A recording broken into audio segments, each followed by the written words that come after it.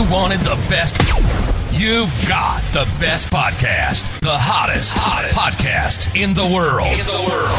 The Chris Voss Show, the preeminent podcast with guests so smart you may experience serious brain bleed. The CEOs, authors, thought leaders, visionaries, and motivators. Get ready. Strap yourself in. Keep your hands, arms, and legs inside the vehicle at all times, because you're about to go on a monster education roller coaster with your brain. Now, here's your host, Chris Voss. Folks, Voss here from thechrisvossshow.com. Ladies and gentlemen, our lady sings that makes it official. Welcome to the big show. Welcome to 16 years, 2,400 episodes, going on 2,500 episodes, and in August we'll be going on 17 years of the Chris Voss Show. And damn it, all we need you to do is just refer the show to your family, friends, and relatives. Go to goodreads.com/Chris Voss, LinkedIn.com/Chris Voss, Chris Voss1 on the TikTokity. I'm just going to sing the plugs from here on out, and Chris Voss, Facebook.com. Opinions expressed by guests on the podcast are solely their own and do not necessarily reflect the opinions of the host or the Chris Voss Show. Some guests of the show may be advertising on the podcast, but it is not an endorsement or review of any kind. Today's featured author comes to us from bookstolifemarketing.co.uk. With expert publishing to strategic marketing, they help authors reach their audience and maximize their book's success.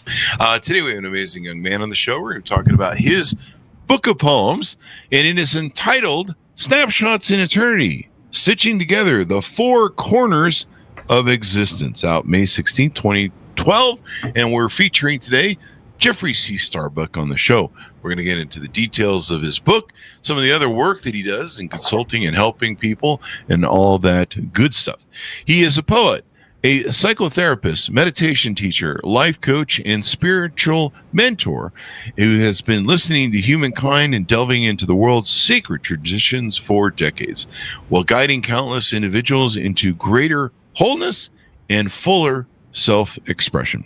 The poems within are intended to inspire readers to an ever-increasing joy and awe at the marvels and existence of life. Welcome to the show. How are you, Jeffrey? I'm excellent. Thank you for having me, and it's great to be here. Thank you for coming. We really appreciate it. Give us any .coms. Where do you want people to find you on the interwebs? Yes, JeffreyStarbuck.com. That's JeffreyStarbuck.com.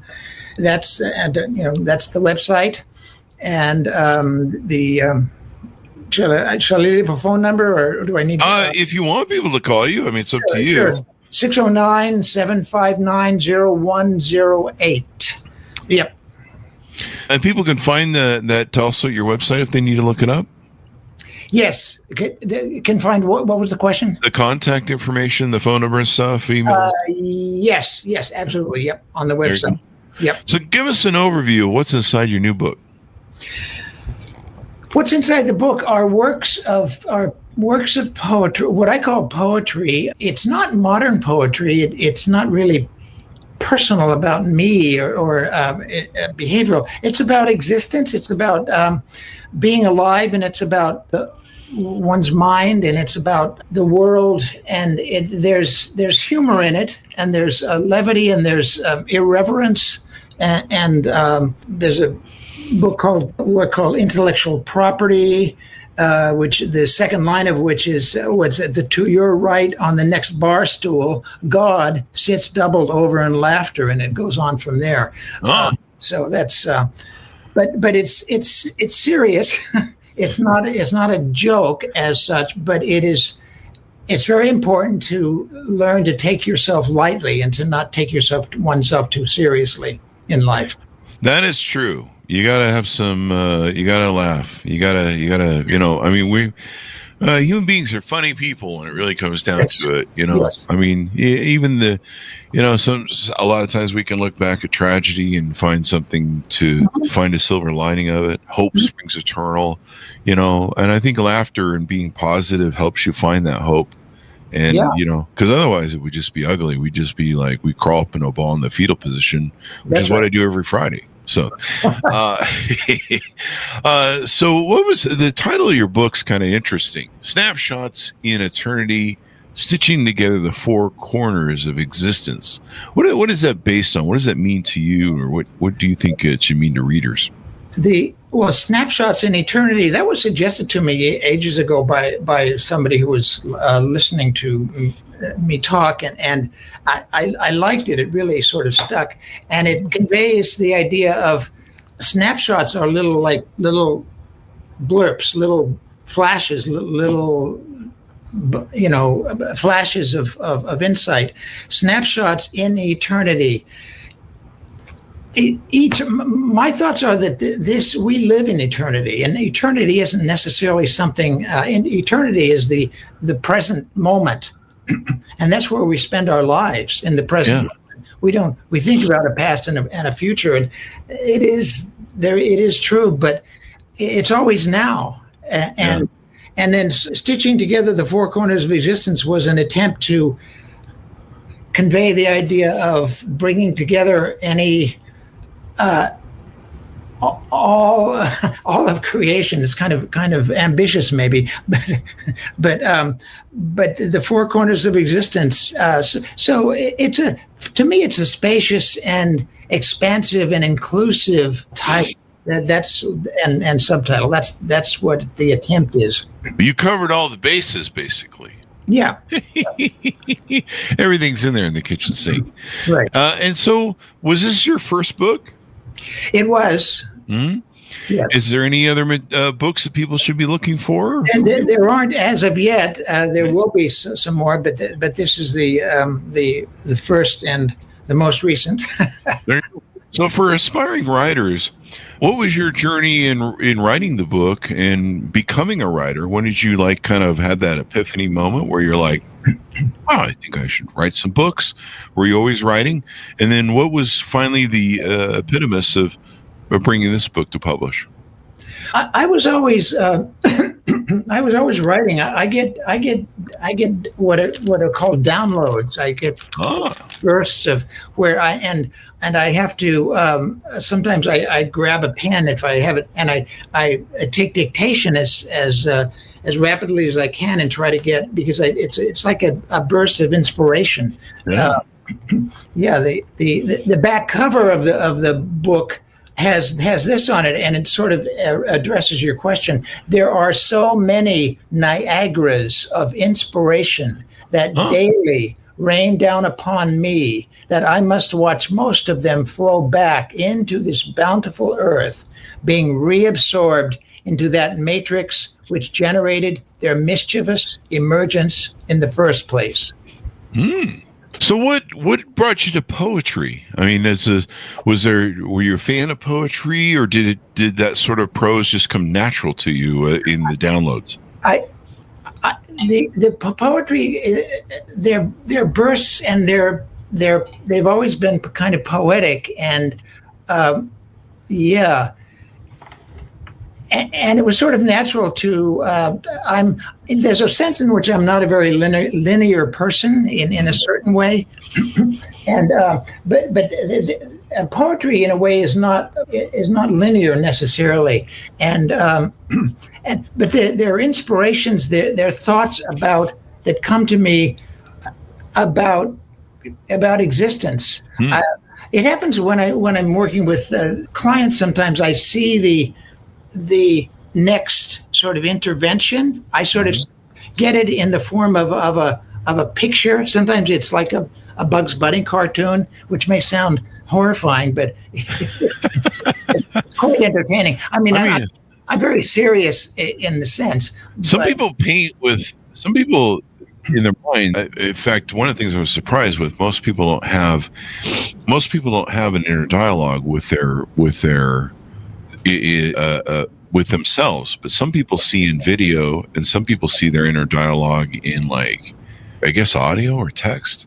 And so, do you maybe see videos in your inner dialogue? I see. Yeah. I could. I had never thought of it that way, but yes, I do. I see little pieces of action. I see images. it really does sometimes. I don't know how it sounds funny saying this, but it comes as a kind of a Disney cartoon. Oh, really? But it's apropos to whatever the situation is. Yeah. Yeah. Yeah. And some people see that way. I was really surprised because I have an inner dialogue because it never shuts the hell up. And, and it's always working on stewing on stuff. And then when I heard that some people don't, I was like, well, what do they do inside their brains? And I guess a lot of people, they have like either a video stream or maybe an audio. I guess I don't know. I've never been in anyone else's head yet, so I'm working on that. So what was the epitomis for when you finally wrote this book? Was there a moment that said, "Hey, man, it's book time"? Well, actually, it was a friend. Yes, there was such a moment. There was a friend who said one day, because I had been talking about it, and she said, it's time. When is it time? And she said, it's time. And it's not that she determined that, but it sort of, it struck me. And I thought to myself, yeah, it is time. And so that's when, and I had a lot of work already written. And so I used that, but then I continued to write. Yeah. And there's an introduction, a 4-page or 4 or 5-page introduction to the book also, which is prose and which sort of gives a little bit of the foundation and the sort of philosophy, if you will, of the outlook. And there are notes in the back about the poems and the works. I don't always call these poems. I don't know what to call them, but that's the closest to what I know to call them. They're little delightful snapshots. Little bite-sized munchies. Bite-sized munchies, yeah. Of stuff. So, yeah, it's pretty cool. I mean, it's great that you have that talent. Any future books you're working on that we should know about? Any future stuff you want to tease out? Well, I've been writing on topic, sort of more prose, and sort of it would be nonfiction. It would be there's a term for it, but it's instructional nonfiction. That's not the right phrase, but on working on forgiveness, understanding what forgiveness is, understanding what's important about for a human being to do in order to be happy and satisfied in life. There are certain things that we have to do, and it's not, we don't have to do them because I'm saying so, but I just perceive this. There are certain kinds of things that we have to do, but only if we want to be happy. You know, and we have to know ourselves. We have to understand our mind and how it works, and accept ourselves as such. And that's not necessarily, for a lot of people, that's not that. They may think they do, but they really haven't in the full sense. Yeah, and that's what I try to help people with and do help people with also. Well, that's really good. Now, I noticed in your website, you're into a lot of interesting stuff there. Let me see if I can find it again real quick here. And you're into some different things that people can take a look at. Here, I just had to pull this up. You're into psychotherapy, Tai Chi, and Qui-Gon. Am I pronouncing that right? Correct? Qigong. It would be CHI if you spell it in. Okay. Yeah. Mindfulness training, sound healing, shamanic soul integration. And I imagine, is this some of the remote services that you offer to help people, consulting, coaching, things like that? Yeah, and some of those can only be done in person, but and the shamanic work is it's sort of hard to describe in a simple way, but it's so certain of the listeners will be familiar with that. Yeah, and I have some noise on the outside. I don't know if it comes through but yeah, and working in person or virtually with people. Yeah. And so, how do people work with you? Do they do usually like an hourly thing with you? They come on. It looks like you have video remote services available. Yeah. How do they? What kind of clients do you work for? If someone's out there listening right now, how do they know they're a good prospective client for you? If they want to know, well, if they want to feel, if they want to be happier, if they want to be more content, if they want to, and it could be of any age. I've worked with young children and young adolescents, but I'm not so much focusing on that. I've worked with couples and with families, but I primarily work with individuals and adults and people who are interested in growth, who are interested in expanding their world and understanding themselves more, and being able to deal with some of their issues, their stuff, so to speak. The stuff. Yeah. We all got that stuff going on. Yeah, we do. We sure do. We need to work on. Yeah. And so people can communicate with you through that. Is there, I suppose anybody can work with you. I mean, sometimes we have investors on, so there's like a net worth they have to beat or anything like that. What do you find most of your clients are asking for help for or struggling with? I don't know, any stories maybe you want to share of helping clients or results or things of that nature where maybe they saw some significant changes working with you?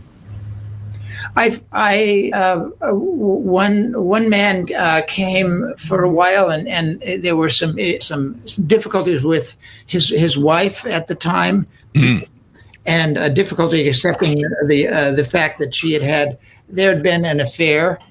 But I worked with him. I worked with him individually, but I was able to work with him I worked with him on various things, but it included, because it appeared from what his description that his partner was still in and was committed sufficiently. So I worked with him on his own anger and on being able to understand that and transform it, because if he didn't understand and transform his anger, it could have sort of destroyed the relationship. But I was successful in that.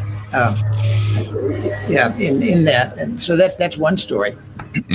That's a tough thing to overcome and deal with the issues.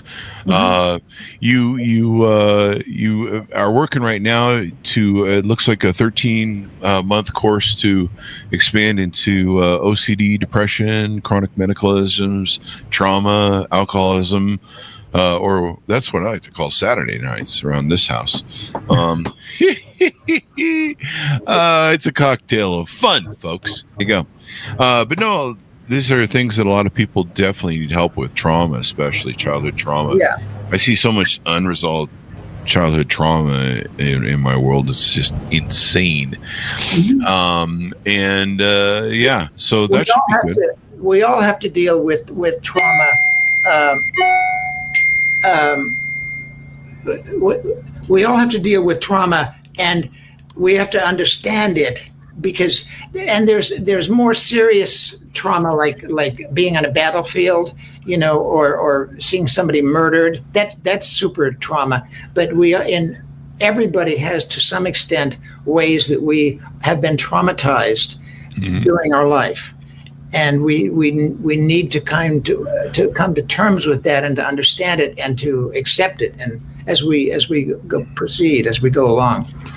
Definitely. I mean, we need as much of that as we can. It's funny how childhood trauma shapes the whole of our life, and has an effect on us that just is everlasting. And until you get that trauma resolved, it just becomes generational trauma. You just keep passing it down from one generation to the next, but it can be done. Yeah. People do heal from it, and you have to be willing and able to work on it, and to apply yourself to it. But it can be done. I want to add that message of hope, because it's and many people do it. Anybody who really applies themselves and to it can do it. Yeah. You just have to do the work. That's right. As they like to say. And that's what I help people with, doing the work. What else do we want to cover here that I wanted to ask you in my notes? You talk about the shape poems. What does that mean, the shape poems? I use different in the book. Won't be able to show it, but I use different size font. Mm. And I from very and one of the poems is in the form of a tree, and it's called The Tree of Life, and it's in the shape, sort of the way that's typed on the pages, in the shape of a tree. And there's another one that's in the shape of a cross. Okay. It's called Chalice. And that one is, I'll just read that shortly. You can't see. Sure. I am forever building up I am forever building up the sides of this clay vessel to shape and contain that boundless light which endlessly pours through, spilling out everywhere. Well, and so, we all need inspiration. We all need to find a reason for hope. We all need to find a way forward in everything you're doing. But it's something we all need to lift. It's good to have lifters. And so that's the reason you use the different font size in there. For the pronouns in your book, for God, divine, the universe, the spirit, you sometimes use he, sometimes she, sometimes it, sometimes plural. What's the reason that you do things that way? Because to me, the thing that we call God, it cannot be that it's male or female. In other words, it has because something which is boundless, which is everywhere, which is the maker of all things, doesn't have a particular form. In some of our religious traditions, we have given a form to it, and that's fine. And I have no, pardon me, I have no problem with people using he or she, and it certainly is traditional to use he. But in some ways, as I had a teacher one time who spoke about if God were a gender, it's more likely it'd be more apt to call it a she, because God is something which is inclusive, which is loving, which is embracing, and we sort of think of those as being feminine qualities, but those exist in all of us. I mean the masculine and the feminine. I'm not talking about gender here. I'm not talking about like gender identity or doubt about that. I'm talking about the truth of our existence, that the divine which is ever present. It takes many forms, and there are some actions which are sort of masculine in terms of they're decisive and focused and the like, and then there are sort of the feminine, which is inclusive and embracing. And for us, and this is men and women, to be whole, we have to find ways of that those qualities, both of them, all of them, within us. And that doesn't mean that we are vague or not strong or whatever, but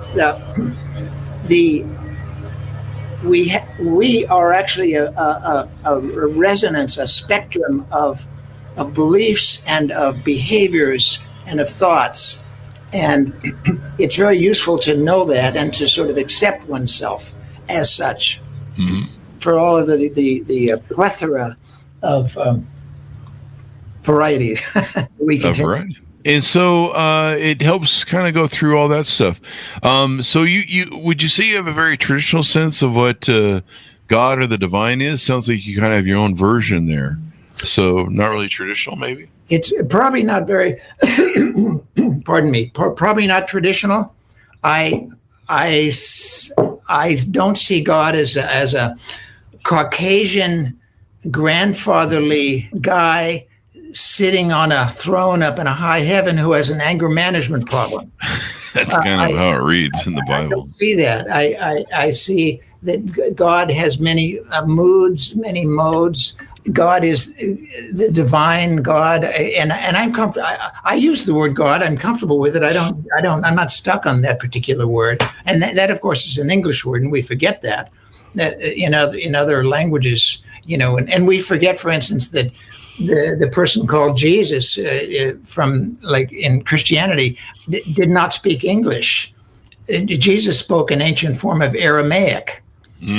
And it's very, very interesting to hear the Lord's Prayer, for instance, to refer to a Christian thing, in ancient Aramaic. The feel of it is much different. And of course, people can Google that and look it up.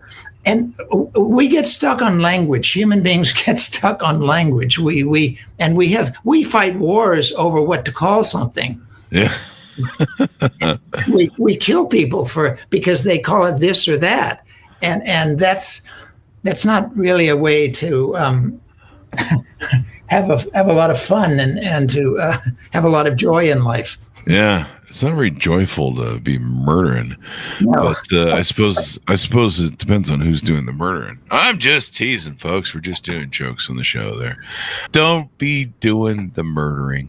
So final thoughts as we go out to pitch out people on how they can onboard with you, some of the work you'll do with them in one-on-one consulting, where to pick up the book, et cetera, et cetera.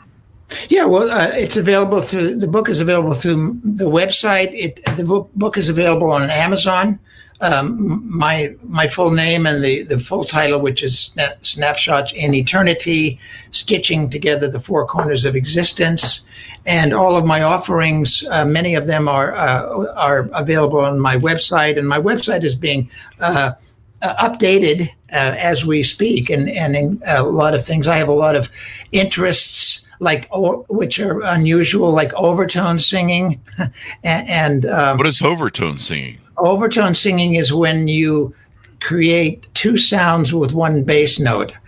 Huh. The examples of it are in Tibetan Buddhist monks chanting, use it, but also in Mongolian humi singing, where you I would demonstrate it, but I don't know if well, actually, let me give it a shot. My throat isn't really in shape right now.